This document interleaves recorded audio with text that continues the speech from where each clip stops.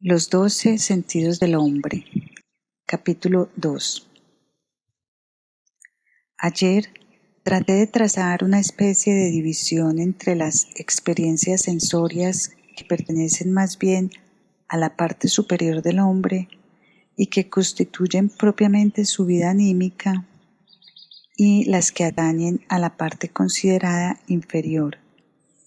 Experiencias, estas últimas, cuyo contenido se halla ante la conciencia humana en una situación similar a la de cualquier experiencia externa, con la única diferencia de que tiene lugar en el interior del hombre.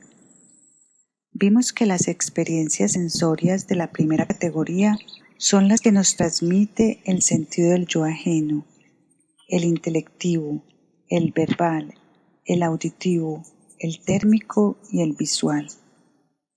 Vimos asimismo que participamos con nuestro ser en una región intermedia donde existe algo así como una coexistencia o equivalencia entre las vivencias internas y las externas, la región del gusto, del olfato y de los demás sentidos propiamente interiores. Al tratar de un tema como este, es difícil darse a entender con una cruda terminología que sirve perfectamente bien para caracterizar el mundo exterior, pero que falla tan pronto como se empieza a estudiar la entidad humana y la textura íntima del mundo. De todas maneras, la diferencia de lo que hemos definido como hombre superior e inferior y que representan sendas facetas del acontecer universal, pone en evidencia asimismo que existe una división que atraviesa nuestro mundo vivencial, así como también experimentamos los dos polos así creados de manera radicalmente distinta. Sin un estudio concienzudo de esta estructuración de la entidad humana, no será posible aclarar el problema más importante del presente y del futuro inmediato. ¿Cuál es la relación, por una parte, entre el mundo moral en que vivimos con nuestra naturaleza humana superior y en donde desenvolvemos nuestra responsabilidad humana por el mundo, y por la otra, el mundo al que no podemos sustraernos, el de la necesidad natural?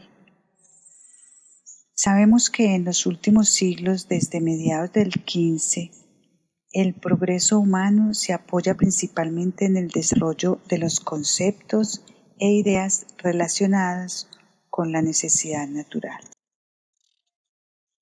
En estos siglos la humanidad prodigaba menos atención al otro campo de la vivencia humana, es decir, al del orden moral del mundo. Hoy día, con tal de que se sepa interpretar, aunque sea en escasa medida, los signos de la época y captar su magna tarea, es obvio que existe una honda escisión entre la llamada necesidad moral y la natural. Esta decisión ha surgido en virtud de que un gran número de personas que se consideran a la altura de la vida cultural presente distinguen entre dos regiones vivenciales, la que abarca el conocimiento y la que solo puede ser abarcada por la fe. Esas personas consideran científico tan solo lo que se presta a ser formulado en estrictas leyes naturales y pretenden estatuir otro tipo de certidumbre para toda la vida ética y moral a la que no conceden sino una especie de certidumbre creencial. Existen teorías muy elaboradas sobre la supuesta necesidad de distinguir entre la certidumbre científica y la fe. Todas estas distinciones y teorías se deben a la circunstancia de que nuestra visión de la historia es muy deficiente y que no se tienen en cuenta las condiciones que intervinieron en la forja de nuestros contenidos anímicos actuales. Ya en varias ocasiones mencioné el ejemplo clásico. Les dije que los filósofos contemporáneos se imaginan que la dicotomía del hombre según cuerpo y alma se basa en alguna observación primordial o cosa por el estilo, siendo así que esa distinción es el resultado de una resolución del Octavo Concilio Ecuménico, año 869. En él se erigió en dogma la tesis de que el hombre no debe concebirse como constituido por el cuerpo, alma y espíritu, sino tan solo por el cuerpo, alma, considerándose ésta como portadora de algunos atributos espirituales. En los siglos subsiguientes, este dogma se consolidó más y más, y a él se supeditaron los filósofos de la Edad Media. Y cuando de la filosofía medieval surgió la moderna, la gente creía que su concepto de imaginar al hombre integrado de cuerpo y alma se apoyaba en la experiencia, cuando en realidad ese concepto no pasaba de simple costumbre consagrada a través de los siglos. He aquí el ejemplo clásico para muchas cosas en las que la humanidad actual cree poseer un juicio imparcial, cuando ese juicio no es sino el postre resultado de un proceso histórico. Para llegar a un juicio que se ciña a la realidad, es necesario abarcar espacios históricos más y más grandes. Así, por ejemplo, si alguien conoce únicamente el pensamiento científico, es perfectamente natural que lo considere el único válido, sin poder imaginarse que pueda existir otro tipo de conocimiento. En situación un poco más aventajada se hallará quien, en adición al juicio científico moderno que ha venido consolidándose desde mediados del siglo XV, conozca siquiera en sus rudimentos la tendencia que estaba en vigor en la temprana Edad Media, esto es, hasta entrado el siglo IV de la era cristiana. El que posea alguna información al respecto juzgará a semejanza de cómo los mejores de nuestros neoescolásticos interpretan la relación entre el hombre y el mundo del intelecto, sin que esto sea suficiente para llegar también a un juicio sobre la relación del hombre con la espiritualidad. No es suficiente para remontarse más allá en Aristóteles, fallecido en el año 322 a.C., y comprender la manera como pensaba la humanidad en aquellos tiempos. Se requiere una mentalidad muy distinta de la actual, con la disposición mental característica de nuestra época, que ni siquiera alcanza para comprender a Aristóteles. Es totalmente imposible comprender a Platón, ni menos todavía a Heráclito y a Tales. Un análisis de la discusión moderna sobre la filosofía aristotélica pone en evidencia que por la reproducción indiscriminada que de sus conceptos se hizo, han surgido un sinnúmero de confusiones, por el simple hecho de no haber tenido en cuenta que, por ejemplo, el estudio de la obra de Platón, maestro de Aristóteles, supone una configuración mental distinta a la nuestra. Si uno estudia a Aristóteles avanzado hacia él desde la posición de Platón, su lógica se presenta a una luz muy distinta de si se la contempla tan solo en retrospección, apoyado en el modo de pensar propio de nuestra cultura contemporánea. Si bien es cierto que la lógica aristotélica es muy abstracta y muy intelectualizada, no debemos olvidar que Aristóteles poseía al menos un conocimiento heredado de que hubo un tiempo en que existía una visión instintiva del mundo espiritual. Dije que poseía un conocimiento heredado, es decir, no una visión personal que se supone ha de haber sido muy pobre en Aristóteles. Para él, las reglas lógicas eran algo así como las postreras proyecciones procedentes de un mundo espiritual, sombras de él proyectadas, en tanto que para Platón, por ejemplo, constituía ese mundo todavía un mundo dado, efectivo y accesible a la conciencia. Por lo común, amigos míos, pasan inadvertidas las poderosas diferencias que existen entre las diversas épocas de la humanidad. Los aproximadamente 600 años desde la muerte de Aristóteles, 322 a.C., hasta el Concilio de Nicea, 325 de nuestra era, corresponden a una época difícil de investigar, ya que la Iglesia se empeñó en exterminar todos los documentos que hubieran podido suministrar una imagen medianamente adecuada de la disposición anímica que prevalecía en estos 3 siglos precristianos y los 3 postcristianos. Así, por ejemplo, gran número de personas se permite hoy hablar y opinar sobre la Gnosis, pero ¿cómo la conocen? A través de los escritos de sus adversarios, con excepción de muy pocos escritos gnósticos que además resultan muy poco esclarecedores. Todo lo gnóstico ha quedado exterminado, y lo único que se posee son algunas citas insertadas en los escritos tendenciosos, cuyo objeto fue refutarla. Hoy poseemos la gnosis más o menos en la forma en que poseeríamos la antroposofía si la conociéramos solo a través de los escritos del Padre Diez. No obstante, la gente habla y opina sobre aquella con fundamento en semejante documentación externa. La verdad es que la gnosis fue un elemento esencial y constitutivo de toda la auténtica vida espiritual de los siglos mencionados. Aunque claro está, nosotros ya no podemos revivirla. Hemos de reconocer que ella constituía un elemento extremadamente importante para la evolución europea en la época mencionada. ¿Cómo caracterizarla?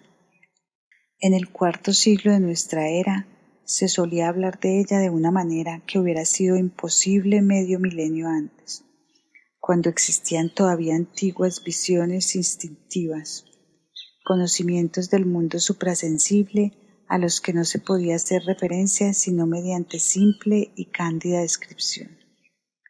En el trasfondo de la conciencia existía siempre esa descripción del mundo espiritual. Esto tocó a su fin. Lo característico de Aristóteles, por ejemplo, es que para él dicho mundo ya era simple tradición, aunque no es imposible que haya poseído algunos conocimientos auténticos. En lo esencial, ese mundo era para él tradición. Sin embargo, el timbre que sus conceptos poseían, postre reflejo de los mundos espirituales, seguía persistiendo y sólo se perdió definitivamente en el tercer o cuarto siglo de la era cristiana. San Agustín ya no tenía acceso a la gnosis, pues ya había desaparecido. La gnosis fue en lo esencial el fundamento de un anterior conocimiento espiritual, reflejado en meros conceptos. Los gnósticos se movían en abstracciones de un mundo espiritual otrora accesible a la visión directa. La gente del IV siglo ya no sabía qué hacer con los conceptos gnósticos.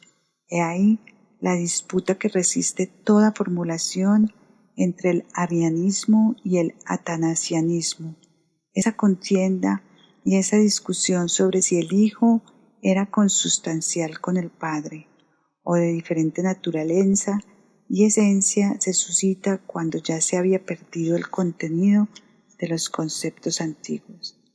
La discusión era puro ejercicio verbal, desprovista de toda visión plástica. He aquí la transición hacia la progresiva forja del intelectualismo puro que embargó a la humanidad occidental desde mediados del siglo XV. Al surgir este intelectualismo, la lógica se había convertido en una disciplina totalmente distinta de lo que fue en tiempos de Aristóteles, para quien era fundamento de conocimientos espirituales. Él coleccionó lo que sus predecesores habían experimentado por su contacto directo con el mundo espiritual. En el siglo XV ya no existía conciencia alguna de esas fuentes donde abrevó Aristóteles y sólo quedaba el elemento intelectual como tal, ya no considerado como fundamento de mundos espirituales, sino simple abstracción del mundo sensible. Lo que para Aristóteles fue resultado de los mundos desde arriba, se tomó después como resultado de los mundos desde abajo. Y apoyados en ese elemento intelectual, procedieron los prohombres del Renacimiento como Galileo, Copérnico y Kepler. Si bien este último todavía dotado de intuiciones, y trataron de aplicar al mundo exterior meramente natural aquello cuyo origen espiritual se había perdido. Así pues, la evolución de la humanidad civilizada desde el cuarto siglo de la era cristiana hasta mediados del XV es, en lo esencial, una especie de gestación del intelectualismo subterráneo que aflora en el siglo XV para atrincherarse más y más en la aplicación de la inteligencia a la observación exterior de la naturaleza, proceso que llega a su culminación en el siglo XIX. Ahora bien, si traemos a colación lo que dije ayer sobre el sentido del yo ajeno, el intelectivo, el verbal, etc., nos damos cuenta de que nuestra conciencia recoge los mensajes de estos sentidos en forma de simples imágenes. De lo contrario, no podrían surgir todas las discusiones que resultan a cada rato con fundamento en la peculiaridad de la época actual. Se ha perdido la auténtica comprensión de la vida anímica y una prueba empírica de lo que acabo de afirmar nos la ofrece el fracaso, pese a sus sinceras intenciones, de Franz Brentano con su Psicología, teoría del alma. Otros autores menos sinceros y honrados se han lanzado a escribir libros sobre psicología, pero Brentano trató de hacerlo con contenido y no pudo encontrarlo, ya que ese contenido solo hubiera podido llegarle de la ciencia espiritual que él rechazaba. De ahí que su psicología permaneció en fragmento y este fracaso constituye un hecho histórico de hondo significado, pues Brentano se daba perfecta cuenta de la vaciedad de las maromas con las que la ciencia psicológica actual maneja toda clase de conceptos y representaciones. Ahora bien, hemos de comprender que hubo un tiempo en que la vida anímica resultante de los 6 sentidos superiores, desde el sentido del yo ajeno hasta el de la vista, estaba saturada de espiritualidad. Todavía lo estaba en tiempos de Platón. Posteriormente, la espiritualidad fue desapareciendo, ocupando su lugar el intelecto. Así, llegamos hacia un lado a todo aquello que determinaba la evolución de la humanidad en tiempos antiguos, es decir, cuando el Oriente dominaba en lo referente a la civilización humana, civilización antigua que estaba acorde con la vida anímica. Sentido del yo ajeno, sentido intelectivo, sentido verbal, sentido auditivo, sentido térmico, sentido visual. Estos sentidos suministran impresiones que darán pábulo a la vida espiritual que existe en el alma. El patrimonio cultural de la humanidad se retrotrae a su desarrollo dentro de la antigua cultura oriental y para comprenderla en su totalidad conviene enfocarla conforme lo acabo de describir. Pero todo eso estuvo preparándose en el subsuelo de la historia cultural. A partir del siglo IV a.C., se empezó por desespiritualizar e intelectualizar la vida anímica. La lógica abstracta de Aristóteles marca el primer hito de esa desespiritualización y la expulsión de la gnosis marca su supresión completa. Ahora ya solo queda el segundo hombre. Sentido gustativo, sentido olfativo, sentido del equilibrio, sentido kinestésico, sentido senestésico, sentido táctil, cultura occidental. Así pues, fue ascendiendo una civilización que se apoya preferentemente en estos sentidos, aunque no los reconoce. Recuerden lo que dije sobre el espíritu científico que ha venido imponiéndose y que pretende aplicar por doquier a las matemáticas, ciencia que, conforme describí ayer, tiene su origen en el sentido kinestésico y el del equilibrio, lo que implica que incluso las llamadas derivaciones espirituales del cientificismo moderno proceden del hombre inferior. Pero más que nada se trabaja con el sentido táctil, pues hasta para caracterizar los demás sentidos se utiliza una terminología que en rigor solo es aplicable al tacto. Es verdad que la gente habla, por ejemplo, de la vista o del ojo o del sentido visual. Sin embargo, yendo al fondo del asunto, todos los conceptos que se aplican han sido tomados del sentido táctil e introducidos de contrabando al sentido visual. Furtivamente y sin que la gente se dé cuenta, se trabaja con categorías y conceptos que se han pedido prestados al sentido táctil. Lo que la ciencia de hoy llama ver es en realidad simplemente un tocar un poco más complejo. Ocasionalmente se recurre también a categorías como el gusto y el olfato, etc. También nuestra manera de agrupar los fenómenos exteriores para que integren un cuadro de conjunto se puede interpretar en el mismo sentido, puesto que la anatomía y la fisiología oficiales ya han llegado al resultado, o por lo menos a una hipótesis bien fundamentada, de que nuestro pensamiento actual, en cuanto está ligado al cerebro, arraiga en un sentido olfativo metamorfoseado, no está ligado a los sentidos superiores, sino a una metamorfosis del olfato. Nuestra manera peculiar de proceder en nuestra captación del mundo exterior, tan fundamentalmente distinta de la manera de cómo Platón, por ejemplo, actuó frente a ese mundo, no es, como pudiera creerse, resultado de los sentidos superiores, sino del olfato. Si se me permite esta expresión un tanto trivial, debemos nuestro actual perfeccionamiento humano no a la perfección de nuestros sentidos superiores, sino más bien a la circunstancia de que hemos conseguido una nariz de perro metamorfoseada y ligeramente modificada. Nuestra peculiar actitud frente al mundo exterior es radicalmente distinta de la que correspondía a una época espiritual. Por lo tanto, sí debe designarse como cultura oriental lo que en tiempos antiguos se manifestó a la humanidad por medio de los sentidos superiores. Entonces, el medio en que vivimos y que acabo de caracterizar debe considerarse como lo privativo o sobresaliente de la cultura occidental.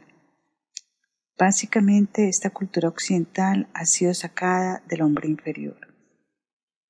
Al decir cosas como estas, tengo que insistir en que no se trata de valoraciones, sino de cursos históricos. Con utilizar las palabras superior e inferior, no quiero insinuar en manera alguna que lo uno sea valioso y lo otro menos valioso. La diferencia es simplemente que la primera actitud corresponde a una profundización del mundo, la segunda a una no profundización. De nada sirve entremezclar simpatías o antipatías, con lo cual se obstruiría el conocimiento objetivo. Si alguien quiere conservar lo que está contenido en la cultura de los Vedas, de la Vedanta, del Yoga, tiene que acercarse a ello por el camino de los 6 sentidos superiores. En cambio, quien quiere comprender lo que propiamente se halla tan solo en estado incipiente, requiriendo todavía mayor desarrollo para ciertas modalidades de la conducta humana, Quien quiere comprender ese algo que ya alcanzó una primera cúspide del siglo XIX, tiene que saber que se trata aquí del hombre inferior que pugna por aflorar a la superficie, afloración que es un rasgo peculiar de la cultura angloamericana occidental. Un espíritu particularmente característico del advenimiento de esta cultura es Bacon de Verulam, cuya particularidad reside en que las afirmaciones han sido reunidas con tan sorprendente ligereza que su mensaje solo puede tener significado para personas a quienes les gusta quedarse en la superficie de las cosas. No obstante, sus afirmaciones son sumamente características. En cierto modo, Bacon es ignorante y necio a la vez que extremadamente superficial. Es ignorante, ya que tan pronto como empieza a hablar de las culturas antiguas, desbarra, nada sabe de ellas. Es superficial, como fácilmente puede demostrarse por la inspección de sus propios escritos. Por ejemplo, cuando se refiere al calor. Siendo, como es empírico, Bacon compila toda la información existente sobre el calor, pero se nota que todo lo que dice son apuntes sacados de libros sobre técnicas experimentales. Su compendio sobre el calor no ha sido compendiado por él mismo, sino por algún auxiliar, pues claramente se ve que es un trabajo hecho con los pies.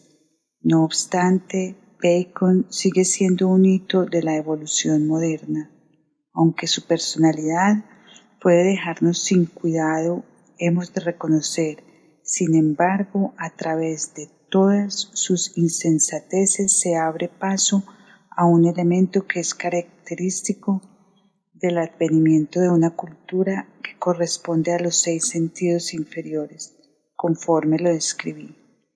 La humanidad nunca podrá salir del atolladero en que se encuentra si no comprende que aunque fue posible vivir con la cultura del hombre superior, por razones que puse en evidencia en la conferencia anterior, no se podrá vivir a la larga con la cultura del hombre inferior.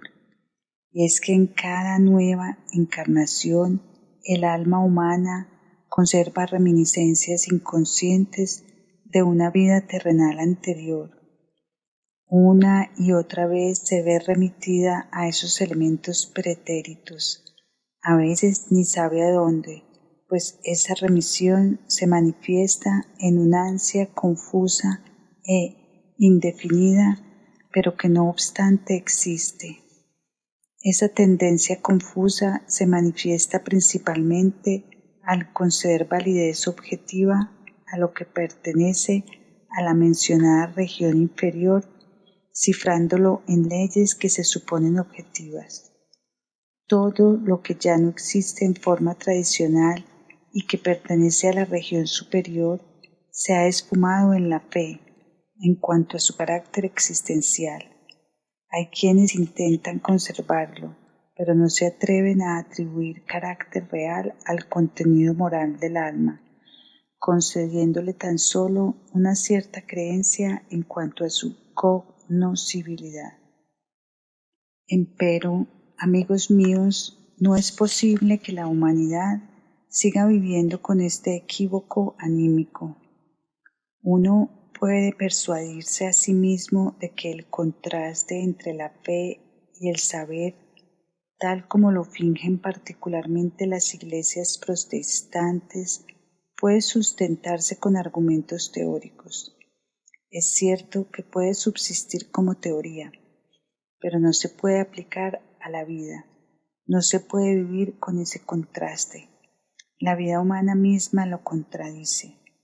Es imperativo encontrar el camino para armonizar lo moral con las categorías universalmente aceptadas, pues de lo contrario se llegará siempre a decir, con fundamento en la necesidad natural, se formulan ideas sobre el principio y el fin de la tierra. En cambio existe la tendencia a darse por satisfecho con una certidumbre dogmática cuando se trata de atribuirnos un valor humano, valor que una vez que llegue el fin del mundo, tal como lo define la ciencia natural, debe sobrevivir al ocaso de la Tierra para que perdure en otros mundos posteriores. Es interesante notar que la antroposofía es impugnada precisamente por este punto de vista.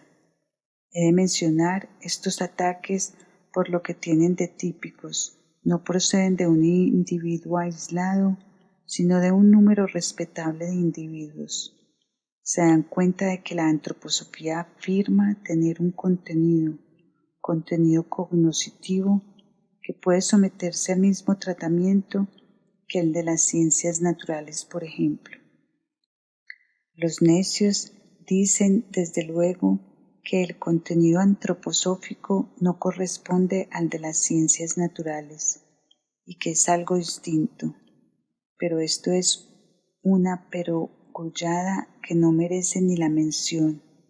Lo importante es que el contenido cognoscitivo de la antroposofía se preste a ser sometido al mismo tratamiento que el de las ciencias naturales. También hay quienes dicen que no se puede demostrar y quienes estos afirman es porque nunca se han ocupado de la naturaleza lógica de las demostraciones. Lo grotesco es que se diga: las cosas de que trata la antroposofía no deben ser objeto de conocimiento, puesto que en tal caso perderían su carácter esencial. Deben seguir siendo objeto de la certidumbre de la fe, pues el valor de Dios, de la inmortalidad, etc., reside precisamente en que no se saben, sino que tan solo se creen. A la antroposofía se le reprocha que ella busca un saber de estas cosas y se impugna ese saber, alegando con ello se socavaría el carácter religioso de estas verdades, cuya religiosidad reside precisamente en creer lo que no se puede saber. La confianza se expresa precisamente por esta ignorancia. Ya quisiera yo saber cómo se las arreglaría la gente en la vida ordinaria con un concepto de confianza de esa índole. Tener la misma confianza en los desconocidos que en los conocidos, esto implica perder la confianza en las entidades divino-espirituales si llegamos a conocerlas. El carácter religioso consistiría precisamente en la ignorancia de esas entidades. La santidad de lo religioso se vería manoseada si se hiciera de ello objeto de conocimiento. En estas cosas la gente de hoy procede con una ligereza irresponsable, en verdad con una verborrea criminal. No podemos permitirnos el lujo de pasar por alto estos síntomas, sino insistir en ellos una y otra vez. Aun con el riesgo de caer en repeticiones y prolijidades, no les tengo miedo a las repeticiones. Hemos de mantener los ojos abiertos. Tomemos el caso siguiente. Un periódico prestigioso del estado de Württemberg publica un artículo de un profesor universitario sobre antroposofía diciendo: la antroposofía afirma la existencia de un mundo espiritual en el cual las entidades espirituales se mueven como las mesas y sillas en el espacio físico. Si un catedrático universitario puede permitirse escribir semejante cosa, debieran buscarse todos los medios para acallarlo, pues no está bien que una institución responsable autorice que se escriban insensateces. El que se muevan las mesas y sillas sucede únicamente cuando algún individuo está borracho y aún en este caso el movimiento es solamente subjetivo. Y como el flamante profesor no admitiría la hipótesis de haber escrito su artículo supuestamente autoritario en estado de ebriedad, ni tampoco que él es espiritista, pues ya saben ustedes que para los espiritistas también se mueven las mesas y las sillas, aunque no del todo solas. Nos asiste toda la razón al decir que ese profesor desbarra en forma totalmente irreflexiva, y la ciencia de una autoridad capaz de semejantes disparates no merece confianza alguna. Hoy se impone el más estricto rigor en estas cosas, y si no nos imponemos ese rigor absoluto, seguiremos hundiéndonos cada día más en la decadencia.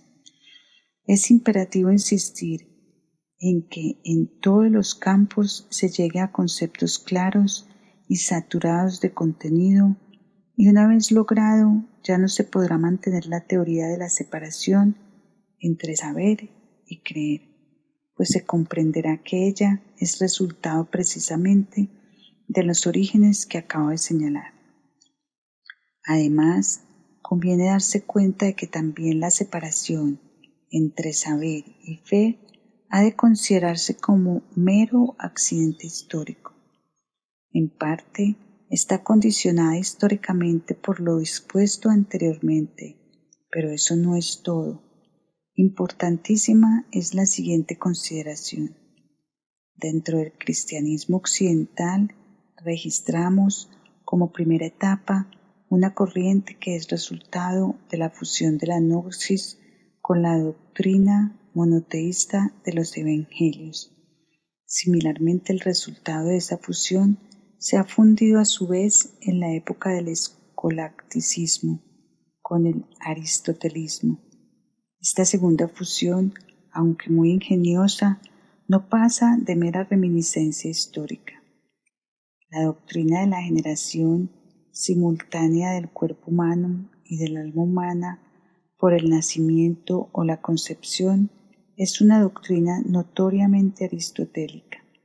Al despojarse de la antigua espiritualidad y con el advenimiento del mero intelecto, Aristóteles ya descartó la antigua idea de preexistencia, es decir, la idea de la vida del alma humana anterior al nacimiento o a la concepción.